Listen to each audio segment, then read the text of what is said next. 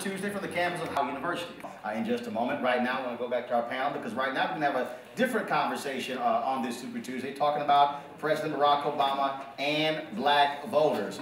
The importance is making sure that the black perspective is communicated, is heard, is understood. Most important of all, it's not undervalued, it's not underestimated, and it's not marginalized. One's perspective is based on one's experience. I think the important thing is to stay informed. As I tell my student, you can't talk about things if you're not informed. And so it's important that you're well read and that you keep up with what people are talking about, what people are saying, to know what the president's saying, to know what the opposition's saying, to know what parties are saying. So I think it's just a matter of staying informed. Massive turnout of black voters all across this country made a critical difference in Indiana. The president won that state. North Carolina, he won by 14,000 votes. Lost Missouri by about 1%, but still a huge black turnout. I think young people, especially younger minorities in general, they've shocked the world. I mean, because look, I mean, younger African Americans, particularly sort of younger black males, outperformed their racial counterparts in 08. And that's something that historically you never see happen. There's a group of people who you know, there's a lot of cynicism thrown upon about young people, especially younger minorities, without understanding that you know, political participation for them for a long time is not that they don't have the value to sort of participation, and they don't have the value to sort of they want to see change happen in their communities, is that they didn't see politics as a viable vehicle for getting that done. I definitely think there's a passion for politics. I think there's a bigger passion for social change than there is for politics, and I think that can be part of the problem. I think that this generation is tired of the rhetoric and the promises. Like we see, this is the era of the 99%. So it's not so much passion for politics, but it's a passion for wanting to see things change.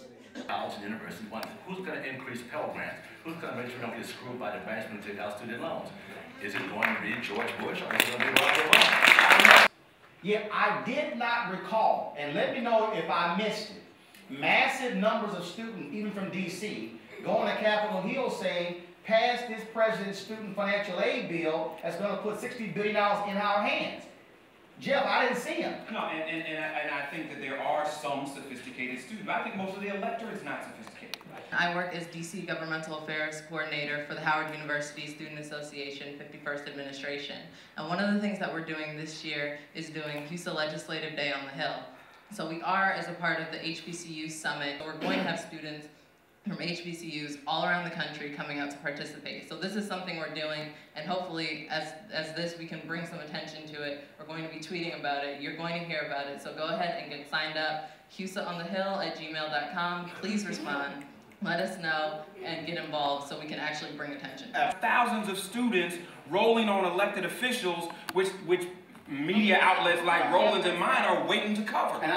I definitely think there's a fight to keep attention. I think that a lot of this generation gets its news from the web, from not even just from social media, but from websites. They're reading articles online and things like that. Blogs are huge in this era. So I definitely think that it's a challenge to get people to actually read lengthy and in-depth analysis, both in not even just regular newspapers, but the school newspaper in general. So I definitely think that there's in mainstream media, there's a need to kind of put on the front pages what will attract readers, which I think can be detrimental in politics, social issues, and things like that. I think young people are becoming their own pundits because if you look at what's happening relative to pundits, I mean, we've been around for a while.